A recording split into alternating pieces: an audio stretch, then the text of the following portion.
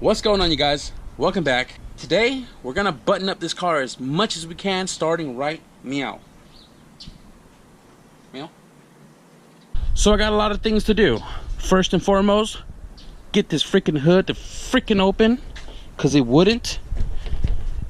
And then we're gonna try to move underneath the car and get all the shift linkage, get all of the exhaust clocked correctly, get that all welded up, get the rear jacked up, bleed all of the brakes, and then we're gonna try to dig through my boxes, find a distributor that we can put together to work with the OBD0 multi-point fuel injection, find an ECU, and see if we can't crank this car over today. So yesterday, I removed the hood pins, I installed a new latch, and I tried to adjust it. Got the hood closed really nicely, but it won't come back up. So, without the help of Mail here, I'm gonna see if I can try to knock this sucker open and get down to work. Dang it. Alright, so, I do not have any OBD0 SI distributor or a DA distributor, but I do have a VTEC housing OBD0 distributor, which I could use just to fire it over. It'll probably be bolted with just the top and the side, but not the bottom one, until I can find a SI distributor. But as far as my bin goes, I do not have one. I do have dual points. I got 3 of these suckers. This one's brand new. I got one right here, and forgot that I also have spark plug wires right here. Now that's squared.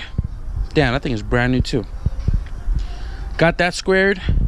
I'm probably gonna use this guy, and then we can move on to something else. So this one right here is my brother's single cam shift linkage, and I had issues with this guy not fitting the stock shifter, but I had it upside down the whole freaking time. So got it all bolted up, and we just threw it inside the car like a minute ago, and we now have a shifter, and it works nicely.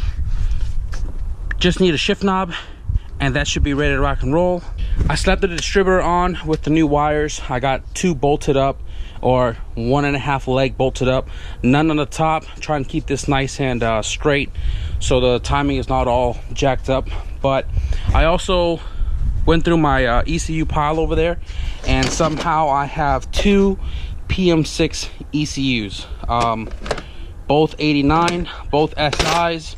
So that means this should just plug and play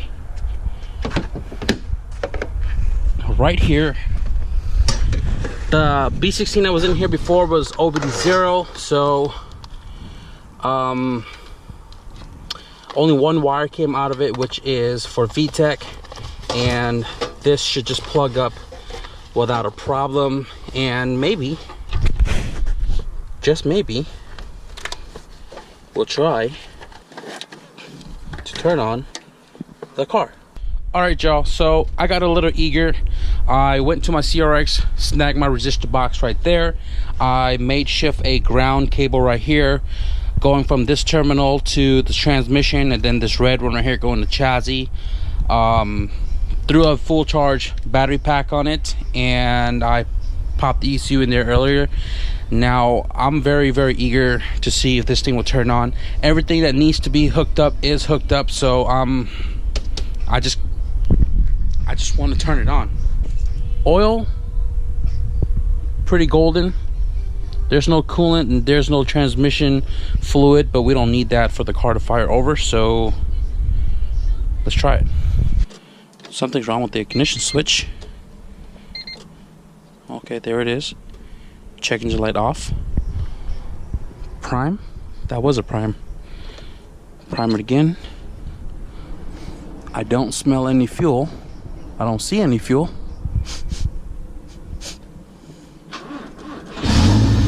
Oh shit! On the first shot, baby. What?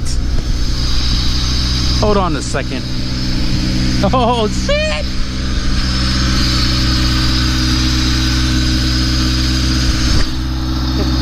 First try, baby. First try.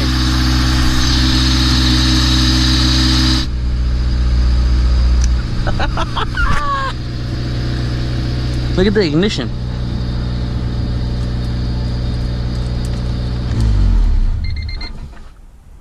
Oh yeah, and the exhaust is not on either, so that's why it's kind of loud. Second try. Look at that. See, I had to back out.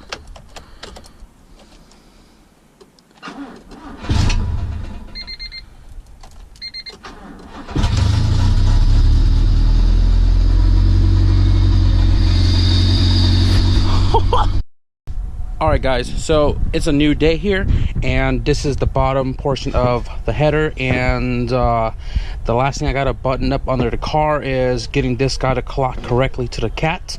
And I found this in the backer off another stock header, which I should be installing instead of this aftermarket header, but I'm keeping that in the backyard for hoarding purposes, and just robbing a donut from that. And now I'm gonna probably put one bolt back up, get this point at the cat, eyeball this, make a mark, bring it back out, weld it up, and then we'll button it up under the car. Since I'm using both my hands and I can't snap,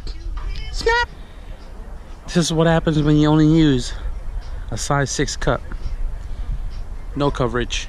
But anyways, I gotta fix my brother's car. We're gonna be out of town tomorrow, and he has a cylinder misfire in number 1. So he did all of his maintenance, cat rotor, distributor, service and wires, spark plugs. But this one is seized in there, but this is not the one that's misfiring. This one is. And for those that's been wondering about my brother's blue wagon, this is his daily commuter B20 VTEC with AC. Nothing special, and all stock for the most part. B16 transmission.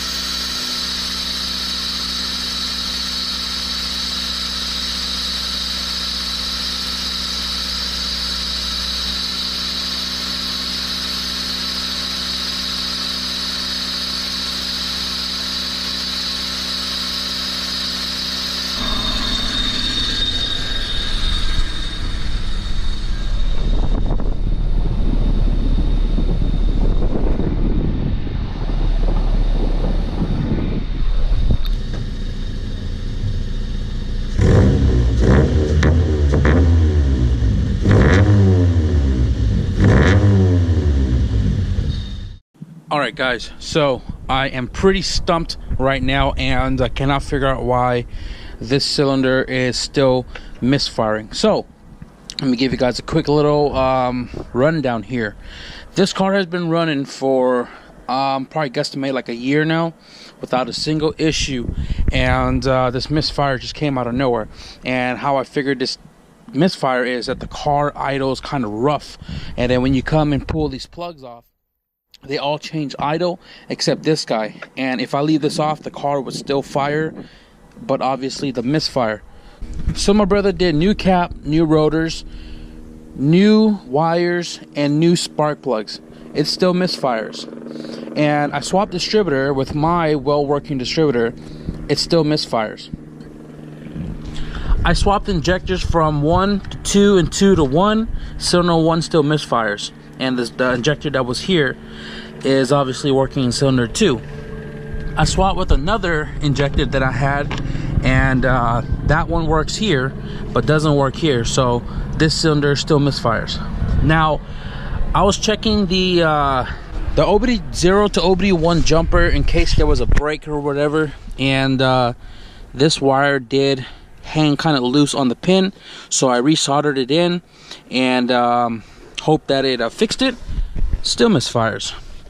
So then what I did was I took this wire out, and then I ran another wire with a pin to this slot, so I'm bypassing this guy to this guy right here, which goes to that injector number 1. Still misfires. So I swapped 2 different ECU, one stock LS and one chip OBD1, it still misfires. I swap the resistor box, still misfires. I swap another main relay, still misfires. The only thing that I have not changed is this guy, because I don't have it and it is old, and I know this wiring harness, conversion harness, does have issues given how old it is and how many wires has fallen apart. But I don't have another one to replace it, although I did bypass this guy and we were still misfiring. So I can't do anything about that, but everything else that I've tried, still having a misfiring issue.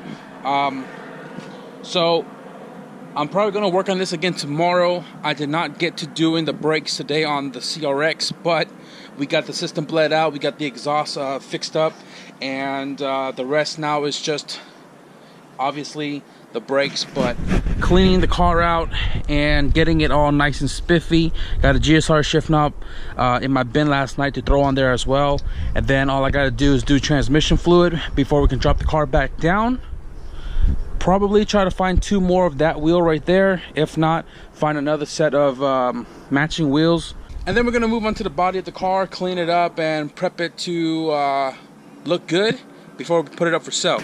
So I am going to end the video here, guys. I'm going to clean up, diagnose my brother's car a little bit more, because we're supposed to be taking out on a trip tomorrow. So I am going to wrap it up for this video, guys. For all the new people that's been asking about the blue wagon in the back, it's a daily commuter B20 VTEC with AC, suspension, and wheels. That's all it is, nothing fancy. But I hope you guys enjoy the small progress update here on the CRX. Give it a thumbs up if you guys are excited to hear this car fire over and are looking forward to seeing more updates, paint correction with this car. So thank you guys for watching, and I'll see you guys in the next video. Peace.